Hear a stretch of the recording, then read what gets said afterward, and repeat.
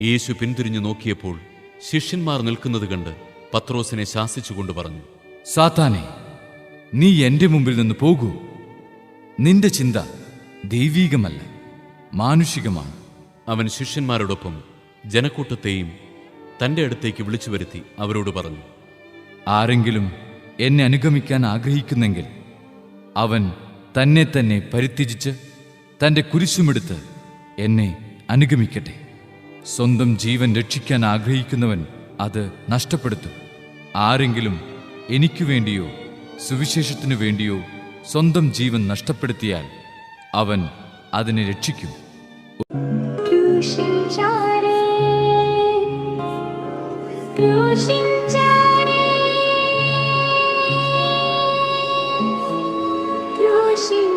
चारे